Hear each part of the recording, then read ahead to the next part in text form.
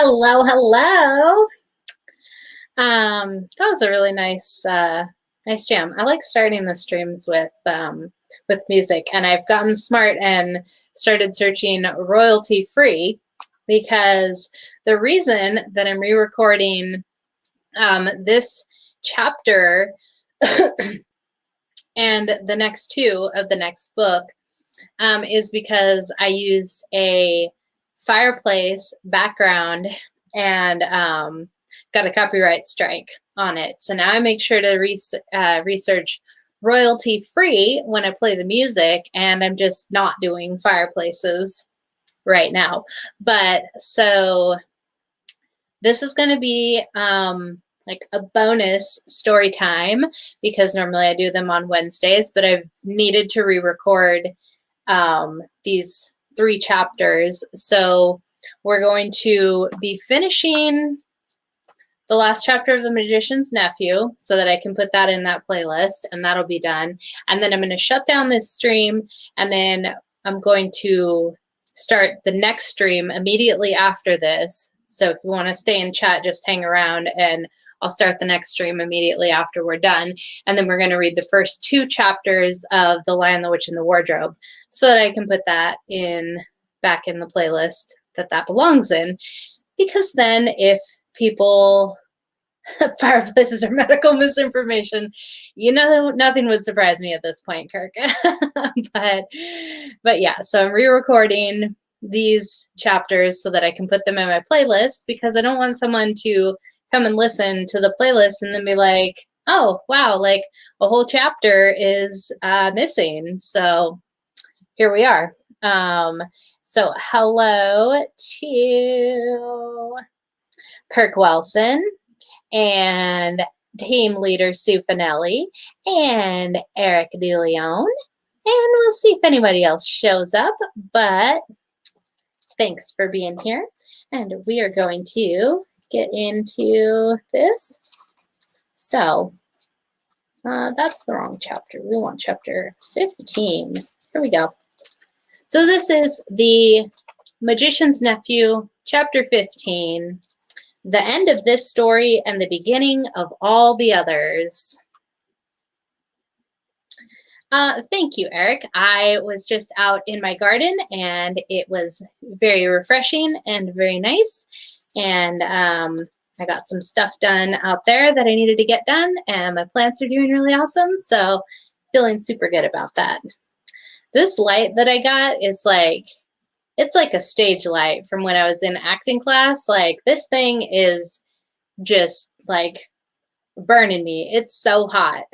And like I need to get a fan in here when I do these because it is so hot in my room. Hopefully I don't look like, just a sweaty, disgusting mess. And if I do, well, just enjoy.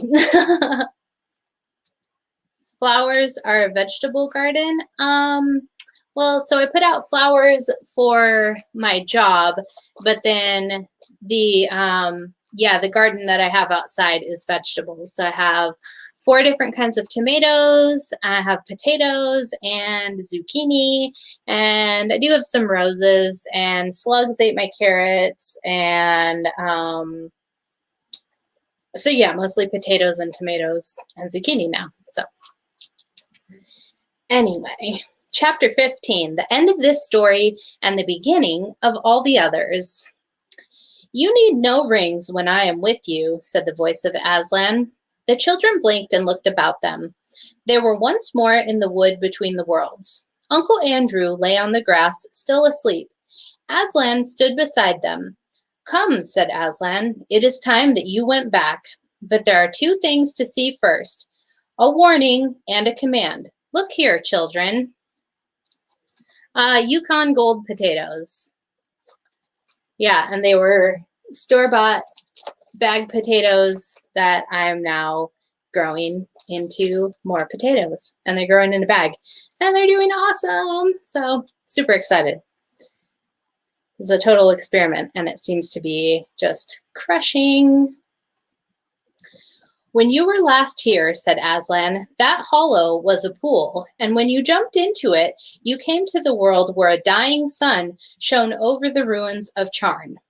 There is no pool now. That world is ended, as if it had never been. Let the race of Adam and Eve take warning. Yes, Aslan, said both the children. But Polly added, but we're not quite as bad as that world, are we, Aslan? Not yet, daughter of Eve, he said, not yet, but you are growing more like it. It is not certain that some wicked one of your race will not find out a secret as evil as the deplorable word, and use it to destroy all living things. And soon, very soon, before you are an old man and an old woman, great nations in your world will be ruled by tyrants who care no more for joy and justice and mercy than the Empress Jadis. Let your world beware. Hey, Zuluan, you made it. You're not sleeping.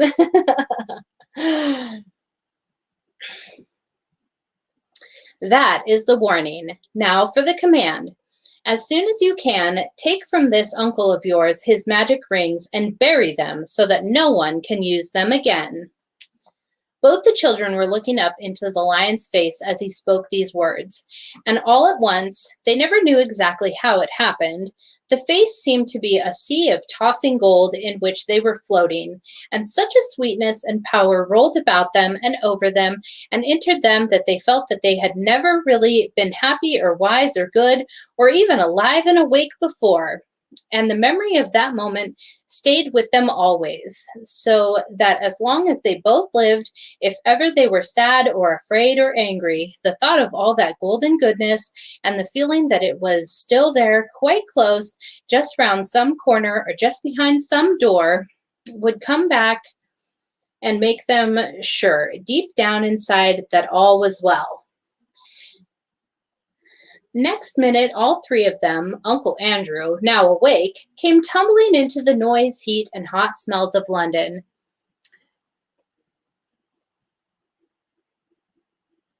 Don't discourage on the numbers. Here you have about 3 or 4 big truther channels having live videos right now. We'd love you. Oh, it's all good. I don't get a ton of views on my story time, and I don't ever get a lot of live viewers, and it's really not a big deal. The people who are here enjoy it, and this is not my normal streaming day for story time. So I know like Jaren is probably live, and like, yeah, whoever else. I think Alex Stein goes on Thursdays as well. Yeah, I mean, it doesn't bother me at all. So if you're here and you enjoy it, then that's all that matters. So, all good to me. All good in the hood. Hey, John Wayne. They were on the pavement outside the Ketterleys' front door, and except that the witch, the horse, and the cabbie were gone, everything was exactly as they had left it. There was the lamppost with one arm missing, there was the wreck of the hansom cab, and there was the crowd. Everyone was still talking, and people were kneeling beside the damaged policeman, saying things like, "He's coming round," or "How do you feel now, old chap?" or "The ambulance will be here in a jiffy." Great Scott, thought Diggory. Dudley. Dudley's in Harry Potter. Hilarious. Great Scott, thought Diggory. I believe the whole adventure's taken no time at all.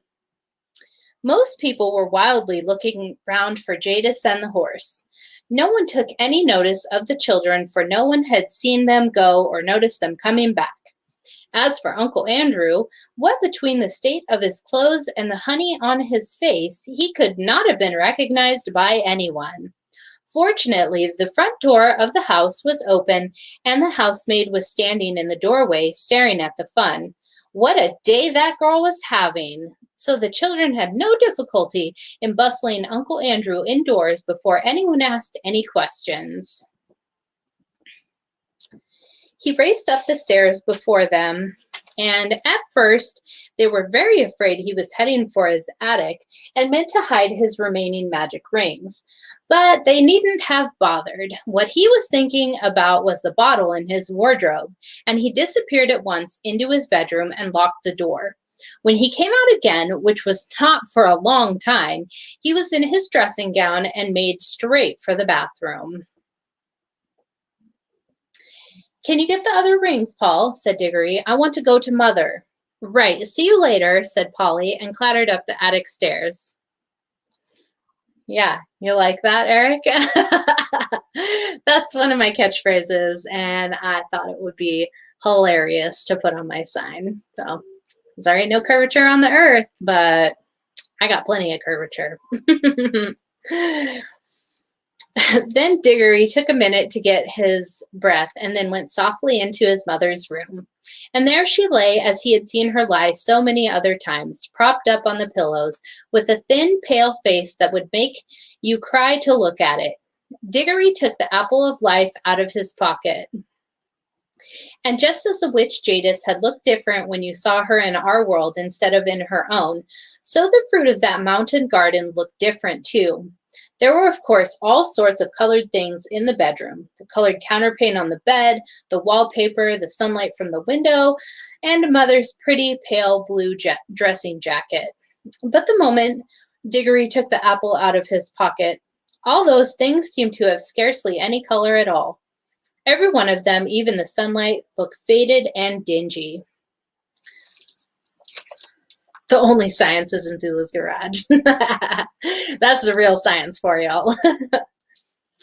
The brightness of the apple threw strange lights on the ceiling. Nothing else was worth looking at. You couldn't look at anything else.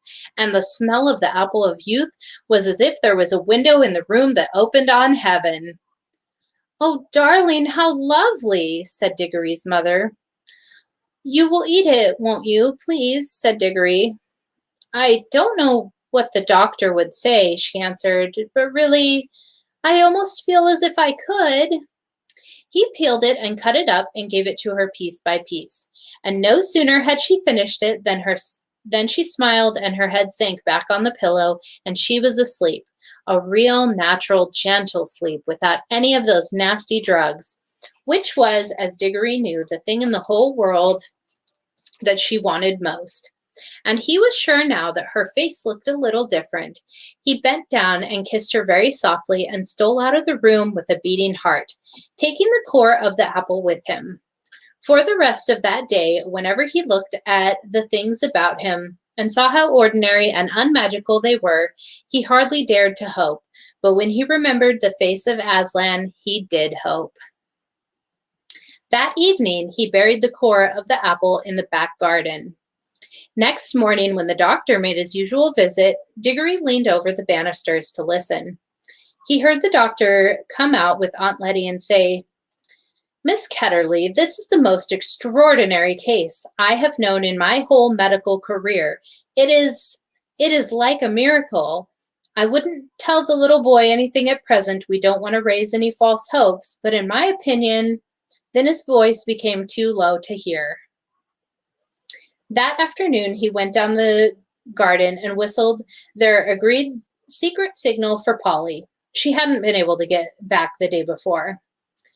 "What luck," said Polly, looking over the wall. "I mean, about your mother." I think I think it is going to be all right," said Diggory. "But if you don't mind, I'd really rather not talk about it yet. What about the rings?" "I've got them all," said Polly. "Look, it's all right. I'm wearing gloves. Let's bury them." "Yes, let's. I've marked the place where I buried the core of the apple yesterday." Then Polly came over the wall, and they went together to the place. But as it turned out, Diggory need not have marked the place. Something was already coming up. It was not growing so that you could see it grow as the new trees had done in Narnia, but it was already well above ground. They got a trowel and buried all the magic rings, including their own ones, in a circle around it. About a week after this, it was quite certain that Diggory's mother was getting better. About a fortnight later, she was able to sit out in the garden, and a month later, that whole house had become a different place. Aunt Letty did everything that Mother liked. Windows were opened, frowsy curtains were drawn back to brighten up the rooms. There were new flowers everywhere and nicer things to eat, and the old piano was tuned, and Mother took up her singing again, and had such games with Diggory and Polly that Aunt Letty would say, "I declare, Mabel, you're the biggest baby of the three." When things go wrong, you'll find they usually go on getting worse for some time. But when things start going right, they often go on getting better and better. After about 6 weeks of this lovely life, there came a long letter from Father in India, which had wonderful news in it. Old great Uncle Kirk had died, and this meant apparently that Father was now very rich. He was going to retire and come home from India forever and ever, and the great big house in the country which Diggory had heard of all his life and never seen would now be their home. The big house with the suits of armor, the stables, the kennels, the river, the park, the hot houses, the vineries, the woods, and the mountains behind it. So that Diggory felt just as sure as you would that they were all going to live happily ever after. But perhaps you would like to know just one or two things more. Polly and Diggory were always great friends, and she came nearly every holiday to stay with them at their beautiful house in the country, and that was where she learned to ride and swim and milk and bake and climb. In Narnia, the beasts lived in great peace and joy, and neither the witch nor any other enemy came to trouble that pleasant land for many 100 years. King Frank and Queen Helen and their children lived happily in Narnia, and their second son became king of Archenland. The boys married nymphs, and the girls married wood gods and river gods. The lamppost which the witch had planted without knowing it shone day and night in the Narnian forest, so that the place where it grew came to be called Lantern Waste. And when, many years later, another child from our world got into Narnia, on a snowy night, she found the lights still burning. And that adventure was, in a way, connected with the others I've just been telling you. It was like this. The tree, which sprang from the apple that Diggory planted in the back garden, lived and grew into a fine tree, growing in the soil of our own world, far out of the sound of Aslan's voice and far from the young air of Narnia. It did not bear apples that would revive a dying woman, as Diggory's mother had been revived, though it did bear apples more beautiful than any others in England, and they were extremely good for you, though not fully magical. But inside itself, in the very sap of it, the tree, so to speak, never forgot that other tree in Narnia to which it belonged. Sometimes it would move mysteriously when there was no wind blowing. I think that when this happened, there were high winds in Narnia, and the English tree quivered because at that moment the Narnia tree was rocking and swaying in a strong southwestern gale. However that might be, it was proved later that there was still magic in its wood. For when Diggory was quite middle-aged, and he was a famous learned man, a professor and a great traveler by that time, and the Ketterleys' old house belonged to him, there was a great storm all over the south of England, which blew the tree down.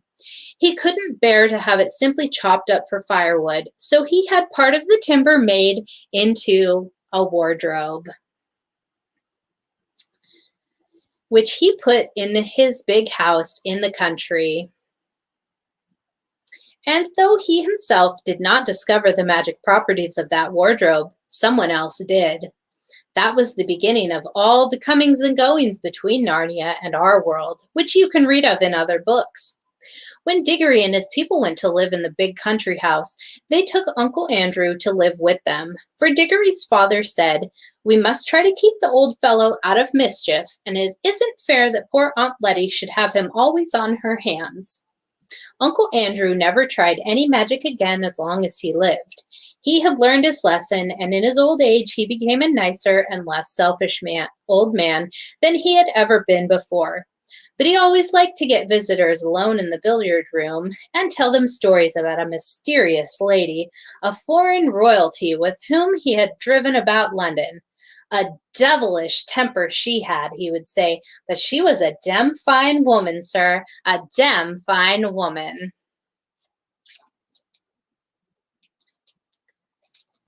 I think C.S. Lewis is from England. I'm not positive. So that was the end of The Magician's Nephew, and I'm going to shut this stream down, and then I'm going to immediately start up the next stream, just because it's easier for me to upload them individually into my playlist instead of having to clip it or anything. So if you want to hear the next two chapters, which will be the first two of The Lion, the Witch, and the Wardrobe, hang around here on my channel, and I will be back momentarily. But thank you all for being here. This has been Storytime with Dottie. I'll be right back.